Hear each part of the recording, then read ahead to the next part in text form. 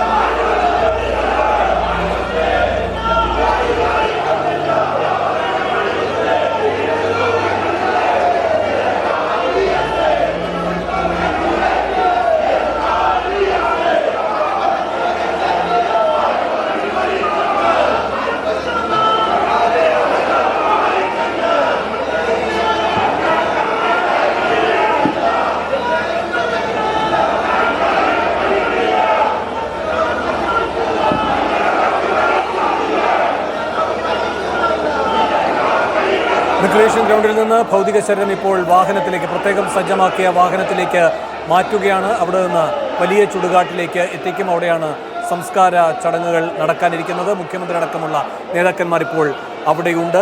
അല്പസമയത്തിനകം സംസ്കാര ചടങ്ങുകൾ നടക്കും. നേരത്തെ നിശ്ചയിച്ച എല്ലാ സമയക്രമങ്ങളും കവർന്നെടുത്തുകൊണ്ടാണ് VSന്റെ ഈ സംസ്കാര ചടങ്ങിൻ്റെ സമയം നീണ്ടുപോകുന്നത്. അത്രമാത്രം വലിയ പുരുഷാരമാണ് VSനെ കാണാനായി തടിച്ചുകൂടിയത്. റിക്രിയേഷൻ ക്ലബ് ഗ്രൗണ്ടിലടക്കം നിരവധി പേരാണ് കാത്തുനിന്നിരുന്നത്. വലിയ മഴയെപ്പോലും പൂസാതെയാണ് സ്ത്രീകളും കുട്ടികളും ഒക്കെ അടങ്ങുന്ന പുരുഷാരം അവിടെ തടിച്ചുകൂടിയത്. എല്ലാവർക്കും കാണാൻ കഴിഞ്ഞിട്ടുണ്ടോ എന്ന കാര്യത്തിൽ ഇപ്പോഴും സംശയം ബാക്കി നിൽക്കുകയാണ്. നേരത്തെ ആലപ്പുഴയിലേക്ക് മൃതദേഹം എത്തിയപ്പോൾ ആദ്യം VSന്റെ വേലിക്കകത്തെ വീട്ടിലേക്കാണ് എത്തിച്ചത്. അവിടെയും ധാരാളം പേർ തടിച്ചുകൂടിയിരുന്നു. എല്ലാവർക്കും കാണാൻ സൗകര്യം ഒരുക്കാൻ കഴിഞ്ഞില്ല. അവരോട് റിക്രിയേഷൻ ഗ്രൗണ്ടിലേക്ക് വരൂ എന്നാണ് സംഘാടകർ പറഞ്ഞത്. അതിനുശേഷം ജില്ലാ കമ്മിറ്റി ഓഫീസിൽ ആണ് പൊതുദർശനം. അവിടെയും സഖാക്കൾക്ക് മാത്രമല്ല ജനങ്ങൾക്കും കാണാനുള്ള അവസരം പിന്നീട് ഒരുങ്ങുകയായിരുന്നു.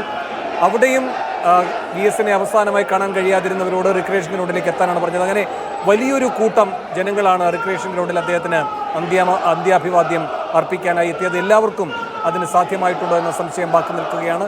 പക്ഷേ ഇനിയും നടപടിക്രമങ്ങൾ നീണ്ടുപോയിക്കൂടാ. അതുകൊണ്ട് തന്നെ ആണ് 8:30യോടുകൂടി റിക്രിയേഷൻ ഗ്രൗണ്ടിൽ നിന്ന് ഈ ഭൗതിക ശരീരം വലിയ ചുടുകാട്ടിലേക്ക് കൊണ്ടുപോകുമെന്ന നിർദ്ദേശം വന്നത്. എന്തായാലും ആ സമയക്രമം ഇപ്പോൾ പാലിച്ചു തുടങ്ങിയിരിക്കുന്നു എന്നാണ് മനസ്സിലാക്കേണ്ടത്.